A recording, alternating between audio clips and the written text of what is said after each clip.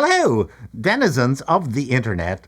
A few months ago, Variety did their Marvel movies ranking list. Yes, I responded to this unserious piece of journalism in this video.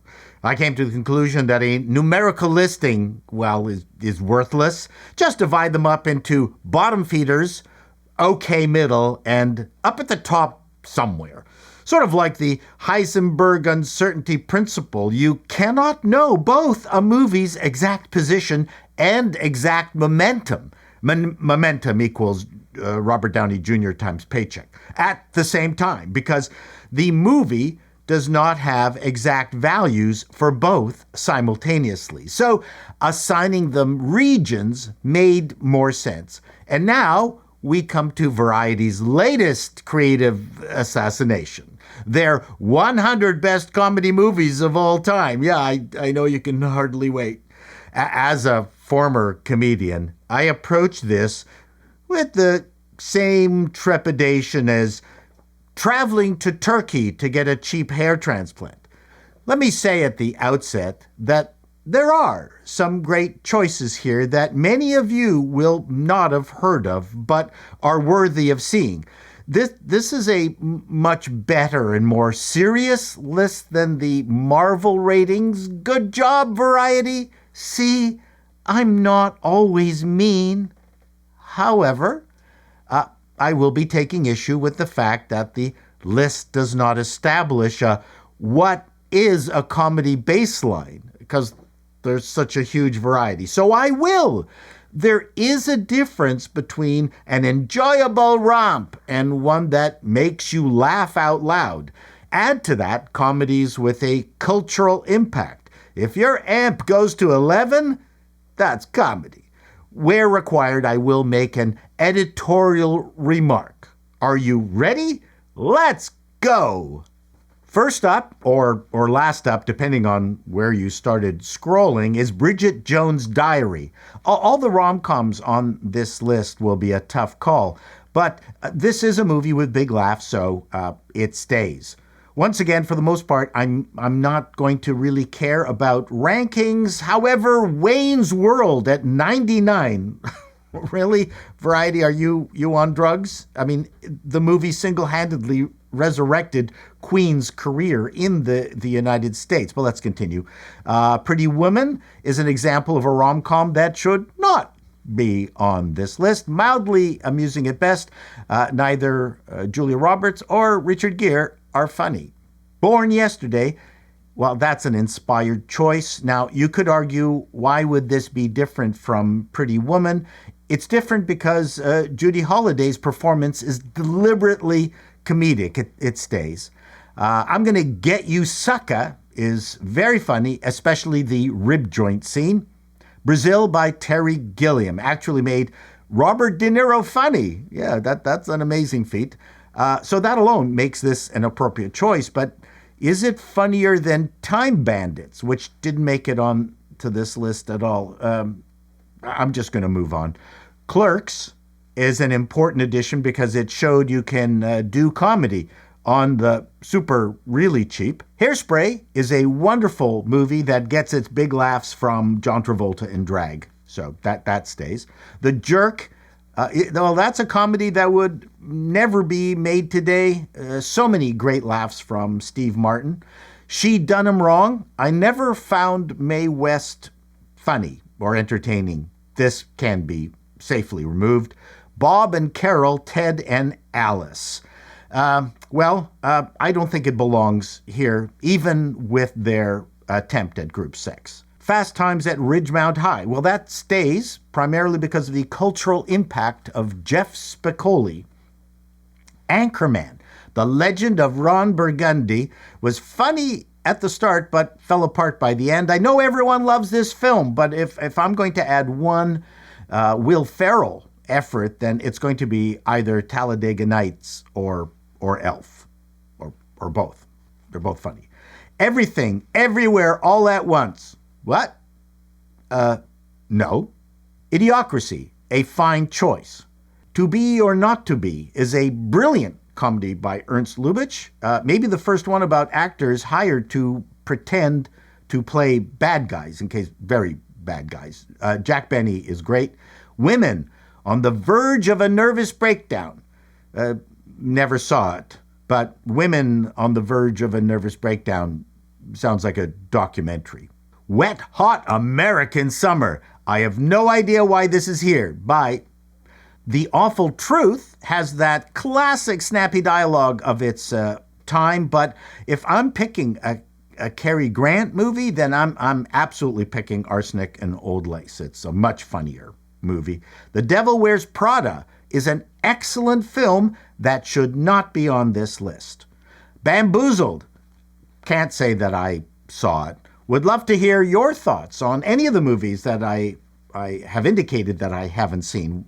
I'd love to get your thoughts on if they should or should not be on this list, because I don't know. I didn't see them. Moving on. The Rocky Horror Picture Show. A ton of outrageous fun. Of course, Tim Curry in stockings. Yes, it's going to stay. A Night at the Opera. The Marx Brothers. Of course, you're going to have one or two Marx Brothers movies on this list. They have to. Blazing Saddles. Yes, absolutely. But 77th. Are you freaking nuts, Variety? I mean, this could easily have been number one.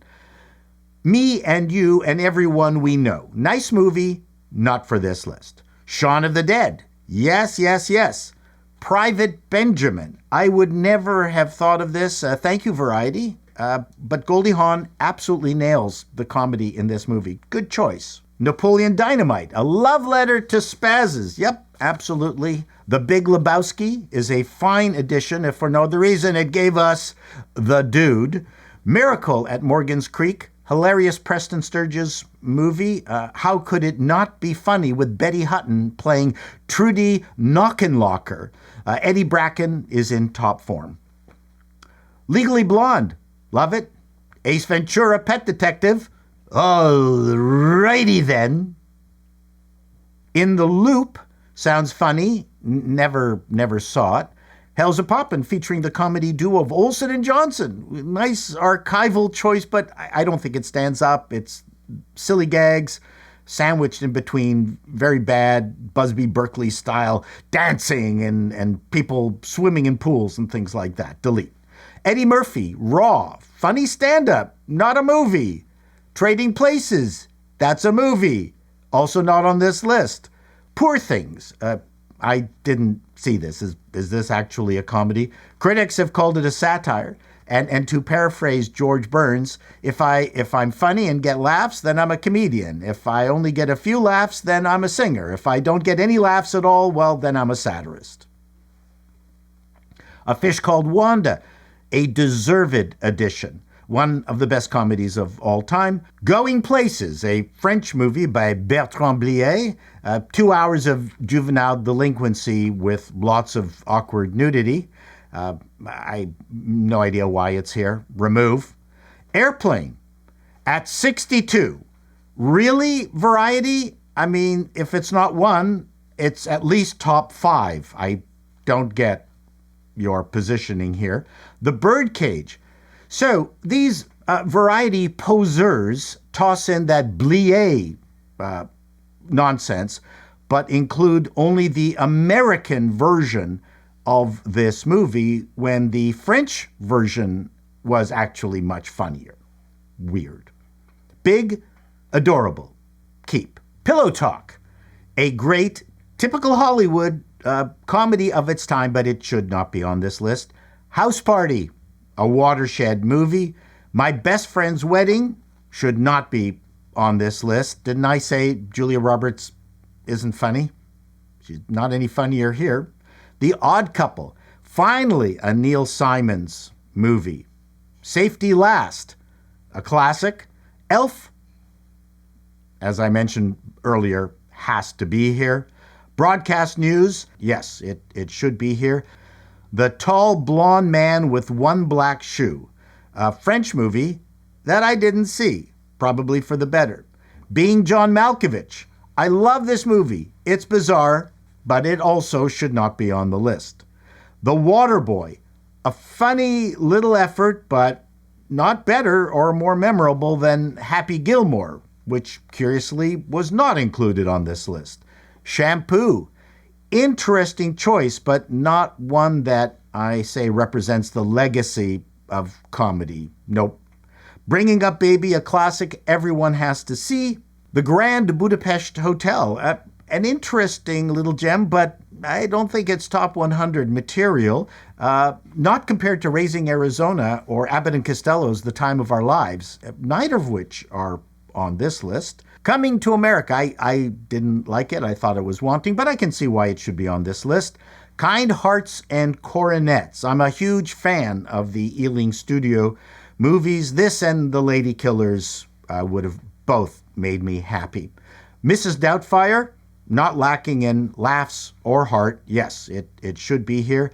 Team America, World Police, fuck yeah, 4 Weddings and a Funeral, in.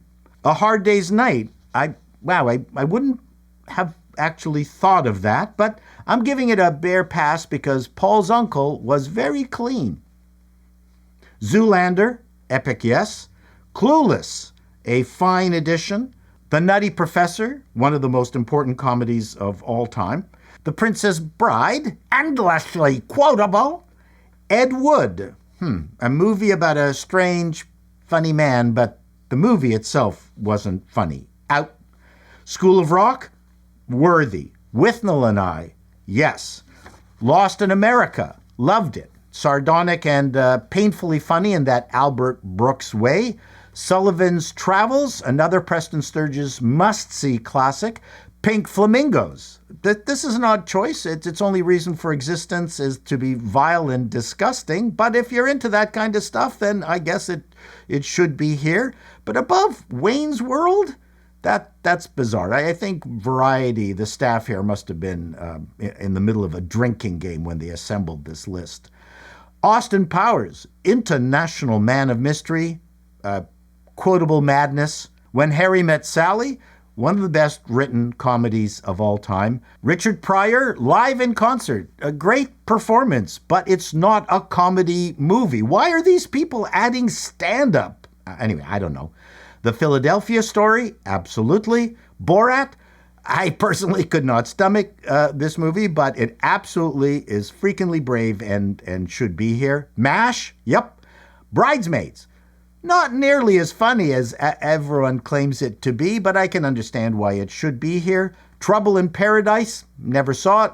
Caddyshack, yepper. The Bank Dick, I'd say that's a movie of its time. I don't think it's particularly funny, so no, it shouldn't be on this list. Superbad, super good. It Happened One Night. As Variety said, this movie invented the screwball comedy, so deservedly it should be on the list. You should see it. This is Spinal Tap. What more could be said? I mean, it has big bottoms. The Heartbreak Kid. Not sure it should be on this list. It's a dark satire with no real big laughs. It's a good movie. Bye. His Girl Friday. Yes, it's a classic, but not a favorite of mine. Gone.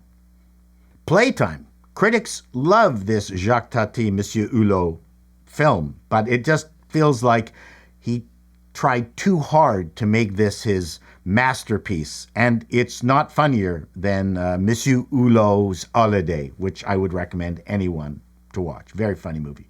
Sideways, absolutely, flat out funny, and it made Pinot Noir famous, or palatable.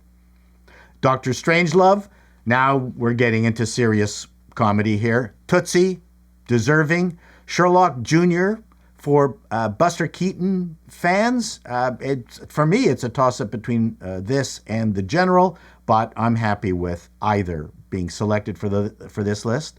Groundhog Day, do I need to repeat myself? Young Frankenstein, deserving. Fargo. Okay, now this one was a tough one for me. Is it really a all-out comedy? Well, I think yes. The North Dakota accent and the wood chipper scene put it over the top for me. Duck Soup, brilliant. Monty Python and the Holy Grail, maybe the most memed comedy of all time. Waiting for Guffman, wonderful film. But number 5, better than Best in Show? No. You really have to question the clowns who put this list together. The Great Dictator is a fine and important comedy, but I would not put it ahead of The Gold Rush or Modern Times. Annie Hall, a fine little disjointed film that is only here because it beat Star Wars out for the Academy Award. A Sleeper is a much better, much funnier, and more coherent movie from start to finish. I have spoken. Some like it hot? Yes, absolutely. And at number one, The Naked Gun from the Files of Police Squad. Definitely killer, no filler, but number one?